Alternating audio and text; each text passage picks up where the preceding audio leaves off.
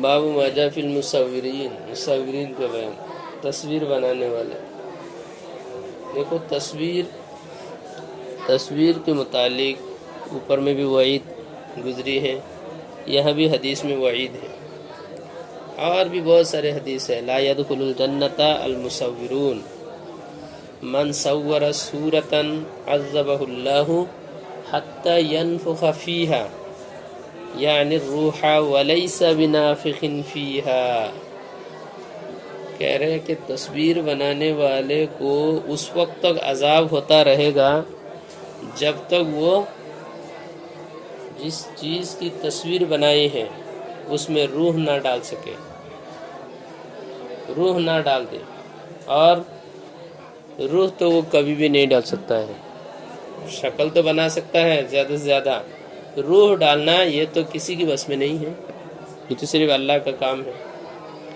تو یہ معلق کر دیا، روح ڈال، جب تک روح نہیں ڈال پائے گا تب تک اس کو عذاب ہوتا رہے گا، بچے گا ہی نہیں، اور روح ڈال نہیں سکتا ہے، تو اس سے معلوم ہوا ہمیشہ عذاب ہوتا رہے۔ اتنا سخت عذاب ہے، اور اتنی سخت وعید ہے تصویر کے بارے میں۔ لعن المصورہ دوسری روایت میں ہے، جیسے لا يدخل الجنۃ المصورون ہے، ایسے ہی لعنت ہے مصورین پر۔ یہ مسئلہ بہت سخت ہے، اور اس کے گناہ بھی بہت سخت ہے، گناہ کبیرہ بھی یہ داخل ہے۔ اب یہاں ایک مسئلہ آج کل کے زمانہ کے حساب سے یہ بڑا مسئلہ، یہ جو تصویر جو بولتے ہیں، پہلے زمانے میں تو یقیناً تصویر سے مراد ہاتھ سے جو شکل صورت بناتے تھے وہی مراد ہوتی تھی، وہی تصویر اور وہی صورت مراد لیتے تھے۔ جہاں بھی تصویر کی ممانعت آ رہی ہیں یا وعیدیں ہیں تو وہاں اس تصویر سے متعلق یہ وعید تھی۔ لیکن بعد میں جب آپ آج کل خاص طور سے یہ جو آلات کے ذریعے سے جو تصویر بنا رہے، آلات کے ذریعے سے، جیسے یہ موبائل کیمرہ ہے، اس طرح سے ویڈیو کیمرہ ہے، ویڈیو بنانا ہے، فوٹو لینا ہے، اس طرح سے اور بھی جتنی شکلیں ہیں جس سے تصویر 1 سیکنڈ میں بنا لیتے ہیں۔ تو اب یہ مسئلہ کہ ان آلات کے ذریعے سے جو تصویر بنا رہے، شکل صورت جو کھینچ رہے ان آلات کے ذریعے سے، اس میں یہ بھی ان تصویر اور ان تصویر میں داخل ہیں جس سے متعلق وعید آئے ہیں، یا یہ سب داخل نہیں ہے؟ اس سلسلے میں علماء میں کچھ اختلاف ہے، حقیقتاً ہے، اور یہ طویل بحث زمانہ تک ہوا ہے، ابھی بھی ہے۔ لیکن اس سلسلے میں سب سے مضبوط جو ہے ہمارے اکابرین کا رجحان اب تو یہی ہے کہ ان سب تصویروں کا وہی حکم ہے جو ہاتھ سے بنانے کا ہے۔ ہاتھ سے بنانے کی جو تصویریں ہیں، ہاتھ سے بنانے سے جو تصویر تیار ہوتی ہیں، ان کے متعلق جو وعید ہے، ان آلات کے ذریعے سے بنانے والی تصویر بھی ایسی ہی ہے، لہذا ان کا بھی وہی حکم ہے، ان کا بھی وہی حکم ہے۔ آج تک یہی فتویٰ دیتے۔ اس میں کچھ حضرات نے تھوڑی سی کچھ اور باتیں بھی کہہ دی ہیں، کچھ لوگوں نے یہ بات بھی کہی، خاص طور سے حضرت مفتی تقی عثمانی صاحب دامت برکاتہ العالیہ نے، انہوں نے ایک بات اس طرح سے کہ کچھ کہی ہے کہ دیکھو جب تک یہ آلات کے اندر ہو، وہاں سے باہر نہ نکالے جائے، کسی کاغذ میں یا کپڑے میں، کسی میں بھی باہر نکل دے، تو جب تک نیگیٹو کے اندر ہے تب یہ کیا ہے، تصویر کے حکم میں نہیں ہے. جب باہر نکال دیں گے تب جا کر تصویر کے حکم میں ہوں گے. انہوں نے ایسی کچھ بات کہی ہے، لیکن اس سے بھی ہمارے اکابرین کیا نہیں ہیں، متفق نہیں ہیں. ہمارے بڑے حضرات ہیں وہ لوگ ان کی باتوں سے بالکلیہ متفق نہیں ہیں. اس لیے یہ مسئلہ اس بہتر یہی ہے. اور بہت جب اتنا سخت وعید ہے تو اس میں بلا ضرورت تصویر کھینچنا یہ قطعاً جائز نہیں ہے. ان گناہوں کے مستحق ہوں گے جن گناہوں کا بیان ہے، اور جن وعیدوں کا بیان آ رہے ہیں ان سارے وعیدوں کے مستحق ہو جائیں گے.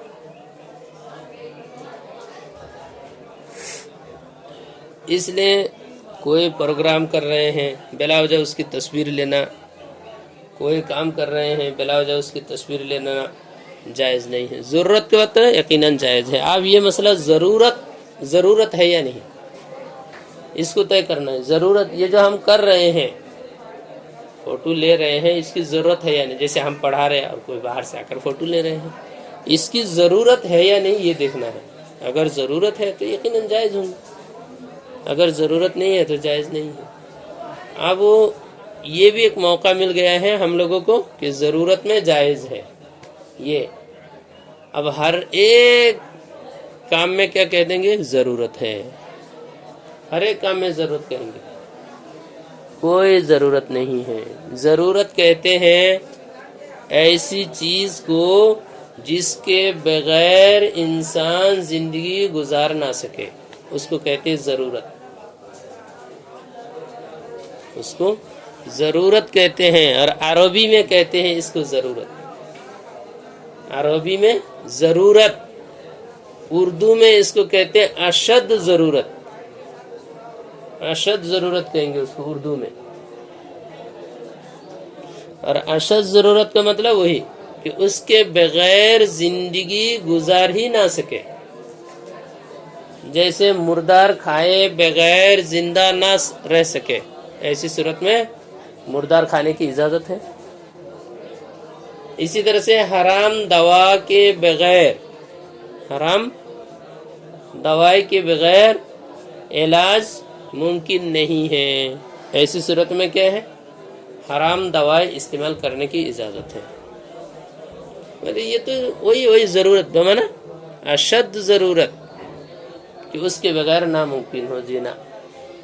اب مدرسے کی تصویر لینا، طلباء کو رکھ کے چندہ لانے، ایک آدمی چندہ دے رہا ہے، ایک آدمی چندہ دے گا، اب ان کو طلباء کی تصویر لے کر دکھانا یہ ضرورت میں داخل نہیں ہے. بلا وجہ چندہ اگر مدرسہ کا نہ بھی آئے تو زندگی گزارنا مشکل نہیں ہے.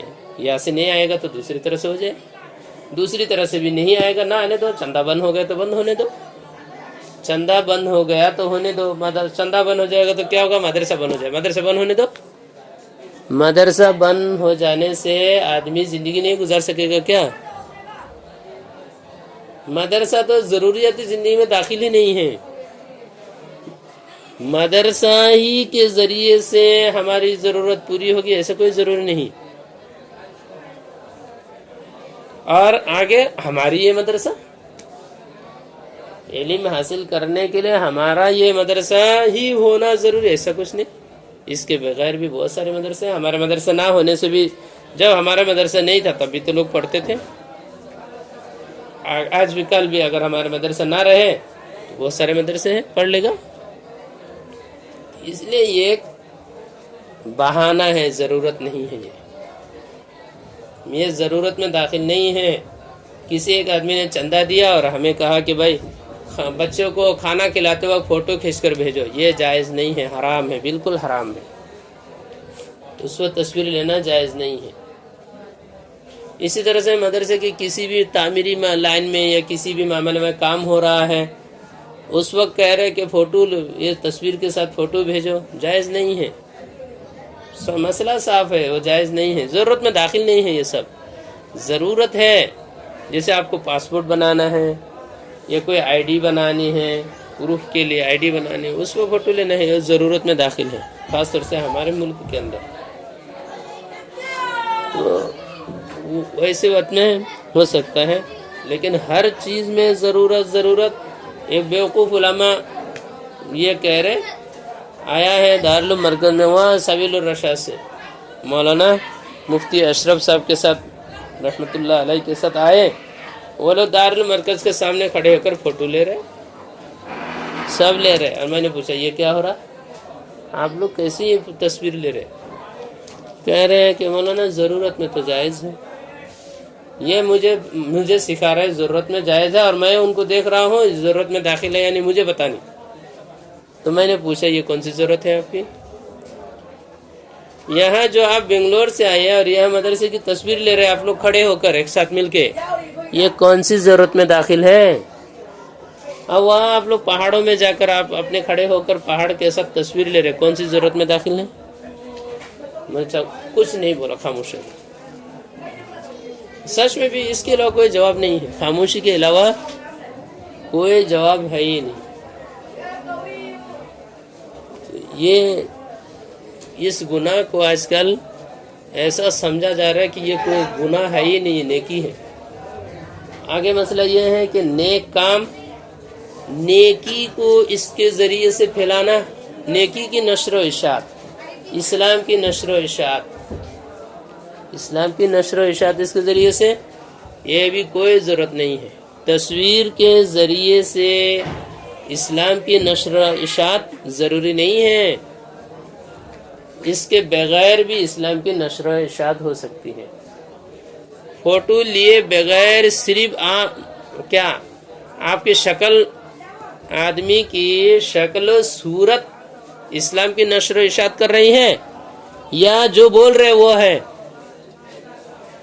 जो बात कह रहे हैं उसके ज़रिए से इस्लाम की नशर व इशात हो रही है, या उनके शक्ल के ज़रिए से?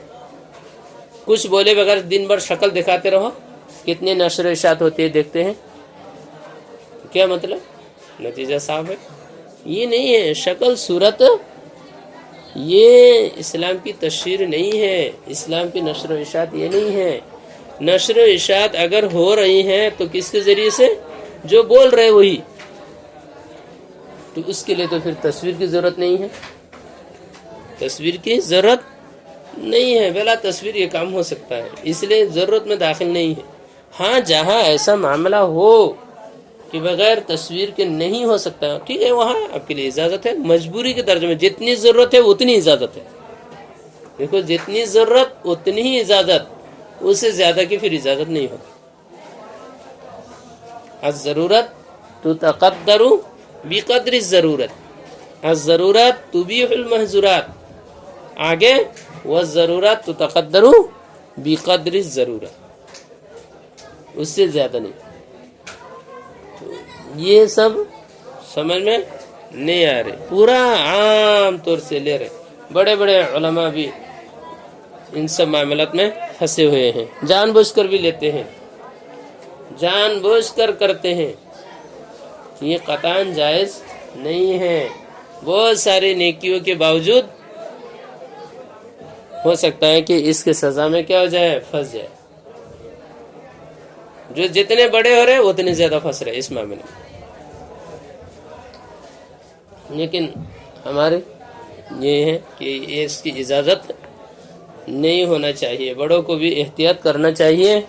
हाँ, हमारे अनजाने में अगर कोई कर रहा है तो वो मसला अलग है, करने दो, वो मरेगा, उसका मामला है। लेकिन हमें इसमें अपनी इस्तिताअत के बक़दर रोकना चाहिए, तंबीह करना चाहिए।